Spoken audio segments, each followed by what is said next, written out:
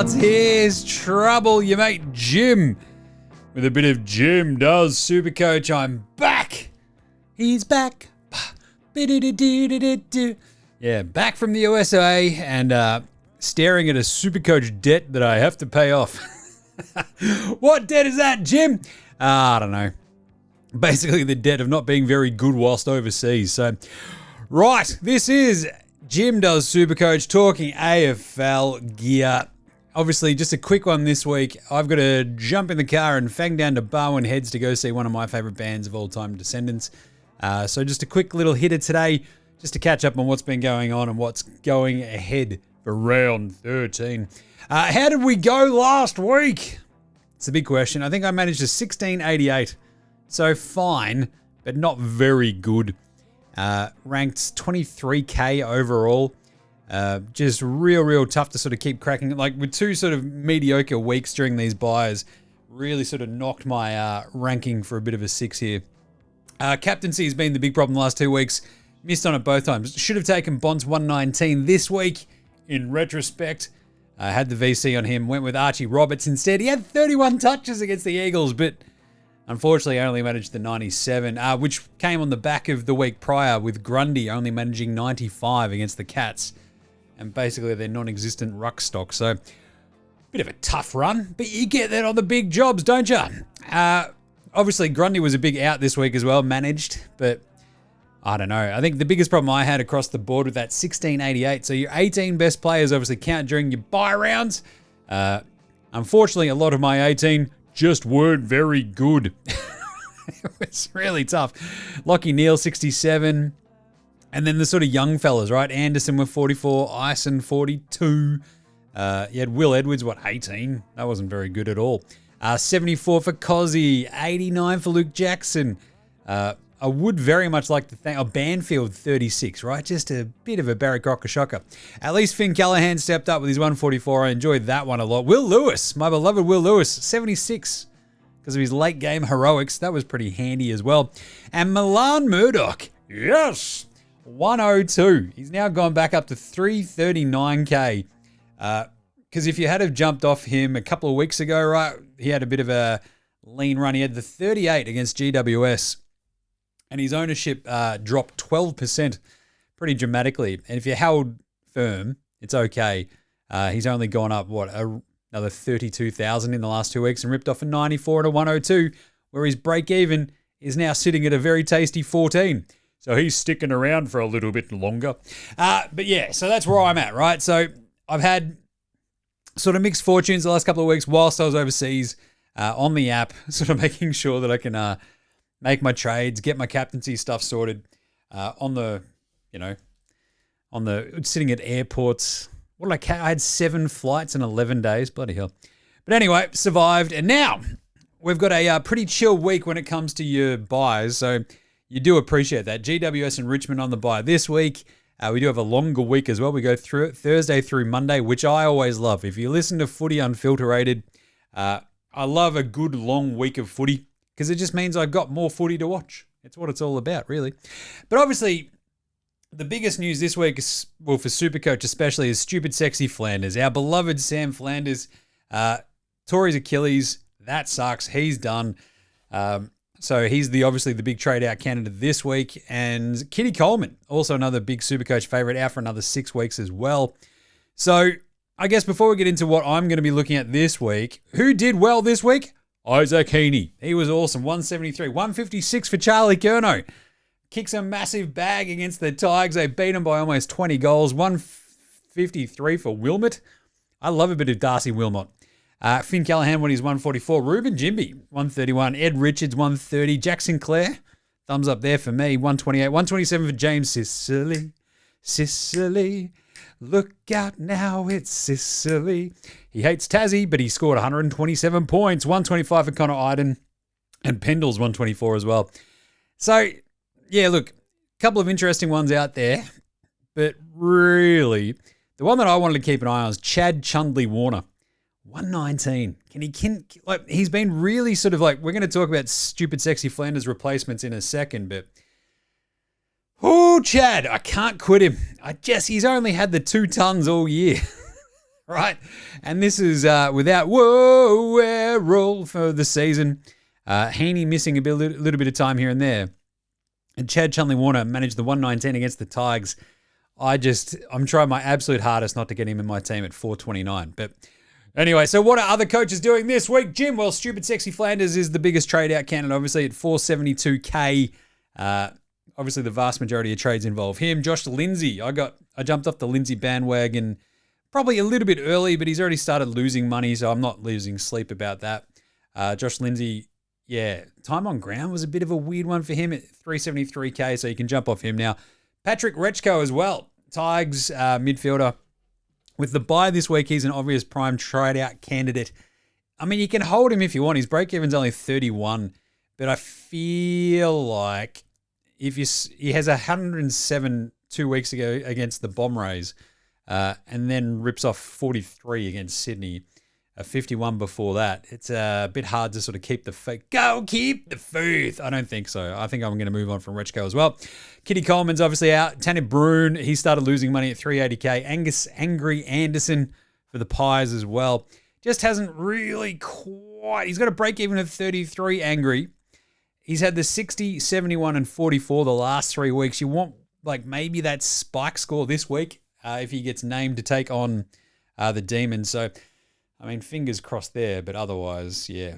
Philippou! Yeah, I don't know why you'd be jumping off Philippou. He's solid. You can probably keep him in your team. Todd Marshall, gotta go. Gots to go. He just stinks it up. Lockie Jacks, if he's still in your team, good on you. And Will Edwards, he's gone from my team this week. I'll get to that in a second. So, obviously, that's what's been going on the trade outs. With all of the sort of trade outs, you look at the trade ins, most of them the Stupid Sexy Flanders replacements, right? A lot of this sort of goes into his very handily priced 472K. It sort of means that it's not a massive jump up to some of these other big forward options, right? So the big trade ins this week are Hugo Hall-Kahan, who's on the Crom. He's already been named, so that's kind of nice. Bailey McDonald, good luck trusting Hawthorn. Heaney at 3, Rowell at 4, not bad. Petrarca at 5, Callum Wilkie at 6, don't mind that. He's very solid at 457. JHF, the Hornet, 443. Spoiler alert, he's coming into my team this week. LDU, love his run home. Riley Sanders and Max Holmes are the top 10 trade-ins. So I guess the big question everyone's sort of dealing with this week are the Flanders replacements, who's everyone sort of looking at bringing in. And really, it's the sort of jumping off point where we were sort of hoping we could keep him for F6 for at least as long as we possibly could. But if you don't have Petrarca, he's probably my first pick. Cozzy, still with a bye to come, makes it a little bit tougher. But I feel like Cozzy's got a really nice little run here as well in him. Josh Tracy is suddenly like one of the highest scoring forwards, but the key position players are always really tough to sort of go, oh, we can definitely be consistent. He's been that good, but I don't know. It's just a real big ask, isn't it? So that's at least some of the forwards. But if you sort of dig into like Riley Sanders as well, he's got the round 16 bye. And do you trust him to not get bevoed with Libba coming back, other folks coming back into that team? He's been really, really good, but it gets pretty hard pretty quickly. So I think with the sort of dearth of forward options, Shai Bolton's out there as well. If you look at the sort of highest scoring forwards this year, it is Sheasel, it's Tracy, who's been really good. He's only in 7% of teams, so he's a pretty decent pod if you believe. And if you believe that the Dockers' Wharfie time are going to be awesome for the rest of the season, he's probably still going to get a fair whack of looks, right? He's got a break-even of 85 this week. He's priced at 527. He's just gone 105, 120, 104, 126, 114. And that's against, like, the Blues, the Dogs, the Hawks, the Bombers, the Saints, the Lions, at a whole bunch of different places. So, I don't know. Can you believe in Tracy? Possibly. Jack Ross. It's just really hard to trust a Tig, isn't it? He's got the 3 round average of 94. Cozzy Pickett's 4th. Shai Bolton. J-Mac is probably the one I'm going to keep a look on, but he's got an ankle problem that they're keeping an eye on. So Riley Sanders is the 8th highest scoring one so far. Petrarca in only 9 games. He's averaging 118. So if you look at the averages, he's on top ahead of Shees, but before Tracy, before Sanders, and Laddams, who's played one game, and then Jack Ross. So I think Shai Bolton, Cozzy, Took Miller is probably the other name that I'm kicking around. Zach Bailey had 115 last week. I just don't know if I trust Zach Bailey enough either. Bailey J. Williams as well, your man out there in West Coast. But I think JHF is going to be the pick for me. So that's it. Like, if you want to rank them, if you don't have Track and Cozzy, they're probably my ones to get in, even with, especially Track coming off his bye already. JHF coming off the bye too. A game against West Coast should have a decent one. Yeah, but I feel like Track's probably a priority. Cozzy still sort of floating around there. Just, he hasn't been that great, but has like a pretty decent sort of run where I think if you look at their, they've got the round 16 bye as well, which is one of those ones to keep an eye on. But he's got the Pies this week, then Essendon, both at the MCG, and I kind of think that we're going to get a big Cozzy bounce back at some point these next couple of weeks. Then it's Adelaide, then the bye, Hawthorn, Richmond, North, Geelong, Gold Coast, Freo, Port, and Dogs. Come on, Cozzy. Yeah. So it's basically, who do you think will be in your, the top 6 forwards in the end of the season? Make sure you get the right one into your team this week. The other big one this week is the mid-season draftees, which is pretty fun. You got Jackson Artemis is dealing with a calf concern already for the Bombers. But the cool thing about these guys is they're 99K, and if they get a game, it's almost like a bonus.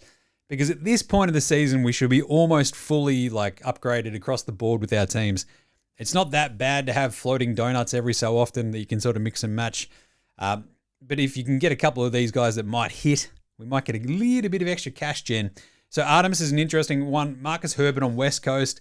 Joel Fitzgerald on Melbourne. Coe on Collingwood as well with their weirdly diminished ruck stocks with Steen going down. But obviously with Hugo Hall Kahan already named, he's like the big trading candidate this week. Kai Anand as well. Keep an eye on him for Richmond. He'll, after the bye this week, wouldn't be surprised if he gets a pretty decent run at it. So in terms of the other cash cows and rookies, those are the ones they haven't played, whatever. Just keep an eye on them. Hugo is the obvious go-to this week. Bailey McDonald for Hawthorn. I mean, good luck with Hawthorn rookies this year. It's the Perez corollary. He had 51 this week. Break even at minus 34. Defense, it's not that bad. But yeah, I don't know. It's hard to trust the Hawks. Tommy Anastopoulos, 119K. Break even at minus 7. Interesting to see if he gets named this week. Harry Kyle was the other one for the Swans. 145K, 65 points in his only game so far. High draftee. I don't know if his job security is going to be that great, though. Especially that was a bit of a blooding against the Tigers. So, yeah. Anyway, but there's a couple of the rookies in the cash cows this week. I feel much better about getting someone like Hugo in. And sort of especially as we get some of these guys named this week, just keep an eye on those mid-season draftees. That is rolled gold if one or two of them hit. But basically, I'm feeling okay this week. I've got 3 trades I'm going to make. I'm happy to sell off, at least, Will Edwards, Rechko, and say goodbye to Stupid Sexy Flanders. I can do a double upgrade there with Isaac Heaney and Jason Horn-Francis coming in alongside Hugo. That leaves me with 93K in the bank as well.